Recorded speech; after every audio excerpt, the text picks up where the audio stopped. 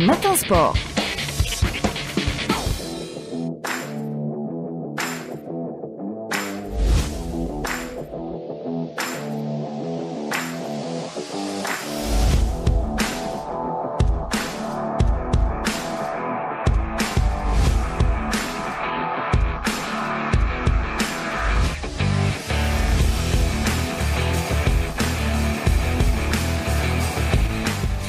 Rostom, bonjour.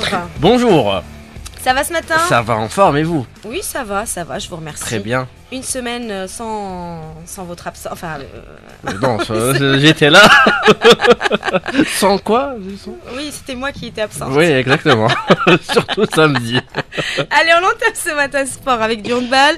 La sélection nationale messieurs qui peaufine sa préparation pour le championnat du monde. Et oui, la sélection nationale messieurs qui affronte aujourd'hui le Qatar pour son dernier match de son stage de préparation en Croatie en prévision de sa participation au championnat du monde prévu ce mois de janvier, à partir du 14 janvier jusqu'au 2 février. Ça sera, je le rappelle, au Danemark, en Norvège et en Croatie. Lors de ce stage en Croatie justement, qui avait débuté samedi dernier, le 7 national et les coéquipiers de Msoud Belkous avaient affronté la Slovénie avec qui il s'était incliné 37-32 avant de faire match nul 33 partout face à Cuba. Je rappelle que lors du championnat du monde qui débutera mardi prochain, donc le 14 janvier, la sélection nationale qui se trouve dans le groupe B débutera mardi prochain le mondial face au champion du monde en titre et pays hôte, le Danemark, avant d'enchaîner face à l'Italie et enfin le derby face à la Tunisie. Et je rappelle que les 3 premiers de chaque groupe se qualifieront pour le tour principal. Il y aura également du basketball aujourd'hui avec la suite de la 8e journée du championnat Excellence messieurs. Avec une affiche à ne pas rater, ça sera à Boufarik où le champion en titre, le Wydad de Boufarik, accueillera l'USM Blida. Ça sera à partir de 17h, le Wydad de Boufarik avec son nouvel entraîneur, Sofiane Boulahia, qui revient à la barre technique, avec qui il avait Sofiane Boulahia qui avait remporté le titre de champion d'Algérie la saison dernière avec le Wydad de Boufarik après 20 ans sans un titre de champion d'Algérie pour le Wydad. Et le Wydad de Boufarik qui est sur une série de 3 matchs, 3 défaites consécutives, qui accueillera l'USM Blida également, qui est sur une mauvaise série de 3 matchs sans défaite également. Surtout la dernière qui a fait mal celle face au club sportif de Tlemcen. Donc Wydad de Boufarik USM Blida, ça sera à partir de 17h. Également à 17h, le Moustaqbal de Ouled Chebel qui accueillera le CSG de Constantine. Et puis la suite de cette 8e journée demain avec plusieurs affiches. À 15h à Ouled Faïta Tradraria face à Rosboj Bouadélij. À 15h également cette belle équipe du club sportif de Tlemcen accueillera le Luba Club Basketball. Si vous êtes du côté de Hida, la salle Hida Mouloudia d'Alger, USM Alger, le derby à ne pas rater. Et à 18h le choc entre les deux co-leaders NB Stawadi Nehd du Sendé. Cette 8e journée avait débuté mardi et qui avait vu la victoire du CR Bnissaf 62-60 face au nouveau promu l'Olympique de Batna, une victoire qui a permis au CR Bnissaf de remonter provisoirement à la 3e place au classement en compagnie du Mouloudia d'Alger du CSG de Constantine avec 3 points. 7h19 en passé au football, cette fois-ci la JS Kabylie et l'Asso Schlef écope d'un match à huis clos, Rostom. Et oui, une amende de 200 000 dinars pour utilisation et jet de fumigène sur le terrain sans dommage physique. C'est la 3e infraction commise par les deux clubs, les supporters des deux clubs, la JS Kabylie et l'ASO Schlef. C'était lors des matchs de 32e de finale de la Coupe d'Algérie.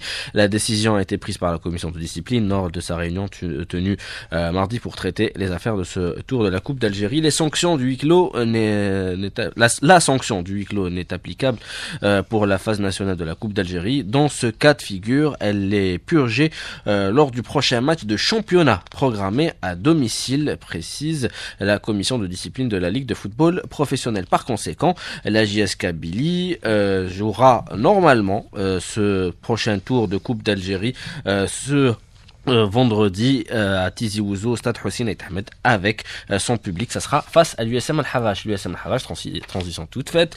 Et hier, Sofiane Touahria a été élu à la tête du club sportif amateur de l'USM Al-Havash comme nouveau président du club sportif amateur. La cérémonie d'investiture s'est déroulée en présence de personnalités sportives, d'anciens joueurs et de supporters qui ont consacré leur vie et leur service au club de l'USM Al-Havash, à l'instar de l'ancien président Abdelkader Mana et de Mustafa Maza, nommé nouveau directeur sportif de l'équipe. Le projet est totalement sportif et économique à moyen long terme. C'est ce qu'a déclaré hier le nouveau directeur sportif de l'équipe, Mustafa Maza. Dans le même contexte, le directeur sportif a révélé que le stade du 1er novembre d'El Harrach sera complètement démoli, reconstruit avec une capacité de 25 000 places aux normes internationales, tandis qu'un centre de formation et d'entraînement sera construit sur une superficie de 12 000 mètres carrés. Je rappelle que l'USM El Harrach en football est actuellement à la 2e place au classement du groupe Centre-Est avec 30 points à 5 points derrière le leader, le MB Louis VII. On quitte l'Afrique cette fois-ci, mais on reste avec le football, cette fois-ci européen, avec le FC Barcelone qui est qualifié pour la finale de la Super Coupe d'Espagne.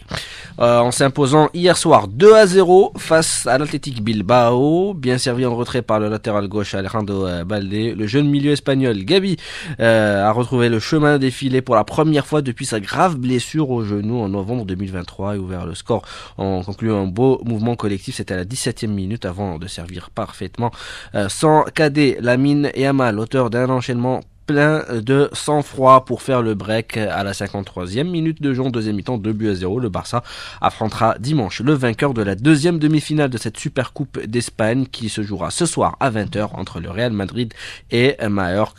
Et on pourrait avoir donc en finale le Classico Barcelone Real Madrid, toujours en Europe, mais cette fois-ci en Angleterre. Liverpool qui a essuyé sa 2e défaite de la saison. C'était hier soir en demi-finale allée de la Coupe de la Ligue sur le terrain de Tottenham en s'inclinant 1-0.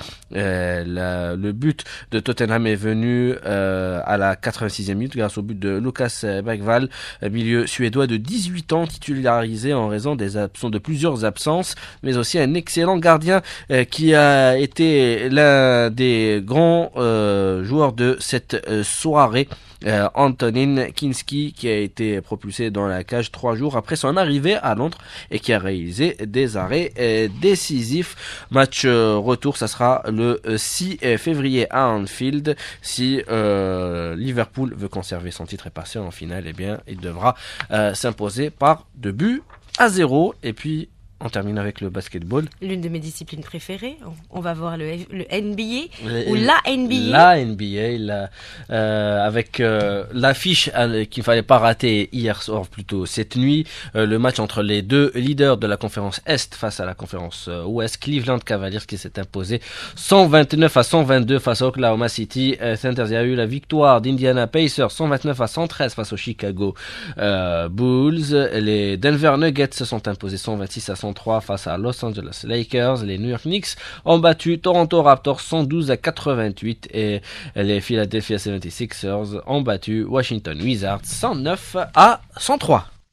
Merci Rostom, 7h24, on a largement le temps pour terminer avec le coup de cœur matinal de Rostom. Et on va écouter quoi aujourd'hui? C'est quoi votre coup de cœur? Aujourd'hui, l'artiste c'est Double, en featuring avec Holly Brune, et le titre c'est DX7.